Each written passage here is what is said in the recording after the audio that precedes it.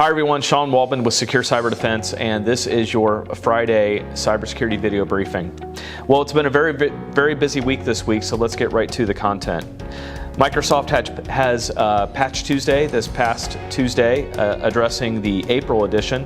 113 security vulnerabilities, 15 of those were classified as critical. If you remember, in previous updates, we addressed a zero-day vulnerability that was addressing the Adobe Font Manager library. That has been fixed in this patch cycle. So if you haven't deployed your patches this month for your Windows devices in April, make sure that you do that as soon as possible. Oracle has released patches. 397 vulnerabilities have been fixed. 286 of those were classified as remotely exploitable. Now, Oracle is a very large company. There are a couple different ways that this product set has come out, these videos. Some of our customers receive this and have a email that goes with it that has links. If you're viewing this content on some of our other social platforms, in the description or notes area of those products, we'll include all the links that you can go to that are applicable as part of what we're talking about. So if Oracle products, Oracle's a very large company, as I indicated. Some of the most common products are things like Java or the actual Oracle database. JD Edwards is another popular one. So if you're using those systems, just make sure that you're taking advantage of the links. Check out the Oracle site and make sure that you don't have any vulnerable products that are in that cycle. VMware has patched some critical information disclosure vulnerabilities against their vCenter product. So if you're a VMware shop and you're using vCenter, make sure that you've taken a look at the VMware advisory and you're applying those patches accordingly. Cisco has patched some vulnerabilities in many products, most of them around their Cisco phone system, as well as the UCS director and their WLAN controllers. So if you're using those Cisco products, make sure that you take a look at the link, and if you have those vulnerable products, apply those patches. Now here's something that's interesting. We're going to throw up a graphic to just kind of show you what this looks like. There's a phishing campaign that's targeting Cisco WebEx users. Now there's no vulnerability in WebEx, but hackers are taking advantage of this situation where everyone is working from home, and they're trying to phish them for credentials. Now why would that be a big deal? Well, the reason that would be a big deal is, well, let's talk about why it wouldn't be a big deal. If the credentials that you're using for WebEx were used in no other platforms, then it wouldn't be as big of a deal. But one of the things that users do is they use the same username and password for many sites. So hackers know that they have a good possibility of grabbing credentials, and then those credentials are the same credentials on other websites. So that's what they'll use to do things like password spraying, where they just use a username and password and they try and get in on many different sites at the same time. So just make sure that you are watching for this. The graphic that's up right now, it's a phishing campaign targeting WebEx users, urging them to update their software to add some legitimacy to the email. If you notice here, the email body includes content from an official Cisco 2016 advisory, which we're showing you now.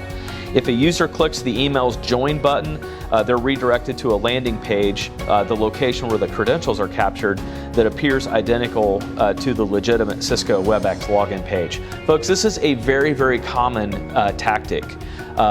If you utilize Google to search for websites that you go to on a common basis, and you accidentally click on the wrong link, you could be directed to a website that looks almost identical to the website that you normally log into, where a hacker could actually capture your username and password and other critical information. So just be really careful out there and pay attention to the websites that you're visiting. Google Chrome has updated the Google Chrome browser. Most Google Chrome browsers will update automatically. Sometimes they'll display a green or a different colored arrow up in the top right-hand corner. So make sure that you're going to your Google Chrome browser and updating it if that's not been updated already. Zoom has, we've heard indications that Zoom has about 500,000 accounts that are available for purchase on the dark web. I often get asked many times, is Zoom a safe platform? The answer is complicated. Zoom can be used in a safe manner. Zoom themselves have had some issues where let's just say they weren't completely truthful with their privacy statements. So the most important thing when you're hosting a Zoom meeting or any web meeting for that standpoint is to make sure that you're creating a password. So make sure that users or invitees, people that you want to participate in the web meeting are utilizing a password to get into the meeting. If you recognize or don't recognize somebody in the meeting, or you see something that's suspicious, either in the meeting immediately or kick that person out. Gmail has reported that they've blocked 18 million COVID-19 phishing and malware emails since the start, actually since last week. The U.S. government has reported that there have been $12 million currently in COVID-19 scam losses since January. So this is just even more evidence. I know we talked about the phishing scam above with Cisco. This is just even more of an opportunity, and we've covered this on many videos, to just be very careful about what you're clicking on. Be careful about the emails, be suspicious, do the hover test, make sure that the links are valid and they're going places that you recognize. And certainly if you're not expecting an email and it looks suspicious, you listen to your gut. Linksys, finally, Linksys has forced password resets on many of their smart Wi-Fi cloud services. So if you're currently utilizing a Linksys router and you haven't linked to the Linksys smart Wi-Fi cloud service, you might want to go in and reset your password. I know if they haven't reset your password for you, you might want to go in and create a complex password and reset that. I would also encourage home users that are using routers like Linksys devices and Netgear and those types of routers to really take the opportunity to be familiar with the router and understand the interface. So if you've never logged into the router itself, chances are it's using the default username and password. So make sure that you're resetting the password, you're getting inside the router, you're setting up updates and making sure that you're keeping it current, and make sure you're familiar with the settings of the router.